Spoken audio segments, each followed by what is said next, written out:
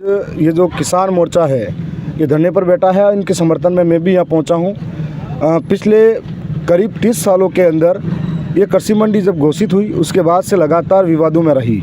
उसके बाद में कई जनप्रतिनिधि समय समय पर अपने प्रयास सबने किए और हम जब विधानसभा में जीत के गए तो पहली प्राथमिकता किसानों के हित में थी। किसानों की हित की इस प्राथमिकता के साथ में मैंने विधानसभा के अंदर भी लगातार अपने प्रश्न लगाए, अपने तरीके से आवाज़ उठाई, मंत्रियों से मिला और सरकार के जितने भी तमाम लोग थे उनसे मिला। उसके बाद में इस क्षेत्र के अंदर किसानों के पास में हाई कोर्ट के अंदर फैसला पड़ा था। हाई कोर्ट माननीय न्यायालय द्वारा ये फैसला कृषि मंडी के पक्ष में सुनाया गया और 22 तारीख को ये फैसला आता है।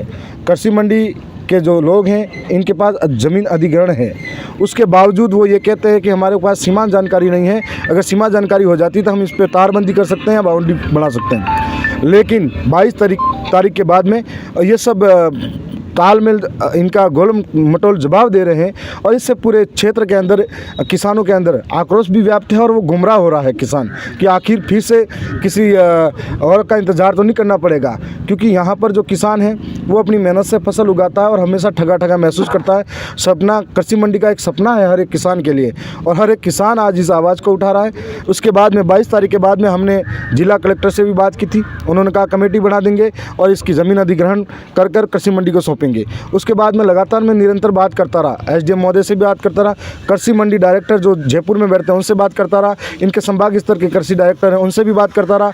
उसके बावजूद हमारी जन भावना को अनदेखा करते हुए यहाँ के जो राजस्व विभाग के लोग हैं वो बताते हैं कि आज कभी बारिश का हवाला देते हैं, कभी किसी और का हवाला देते हैं। और मैं ये कहना चाहता हूँ यदि वन विभाग के अंदर जब मर्जी चाहे जेसीबी चल सकती हैं, हम जेसीबी चलाने के लिए तो नहीं कह रहे हैं, सिर्फ राजस्व विभाग की जो टीम है वो सिर्फ सीमा जानकारी करके ये बता दे कृषि मंडी को यहाँ तक ज़मीन है। और कृषि मंडी के लोग भी हैं जो 5 दिन से यहाँ नाश्ता करके घूम रहे हैं। मुझे समझ में नहीं आ रहा नाश्ता किस व्यापारी का कर रहे हैं या किसानों के हित में काम करने के लिए आ रहे हैं।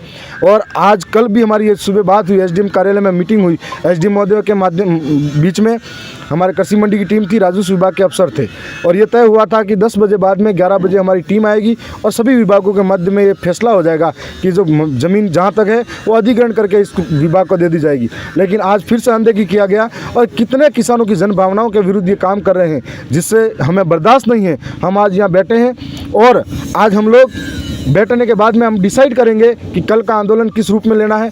कल अगर हम लोग डिसाइड करेंगे कल भी हमारा काम नहीं होता है तो धरियावत के जितने भी प्रतिष्ठान हैं बंद करेंगे। यहाँ के व्यापारियों को भी आह्वान करेंगे आप आइए हमारे सहयोग में काम करिए। यदि किसान मजबूत है तो आपका व्यापार मजबूत है और किसान का अनाज अगर सही दाम में नहीं मिल पा रहा है तो आप भी मजबूत नहीं हो।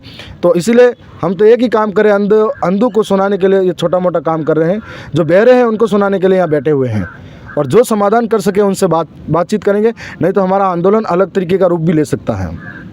ठीक।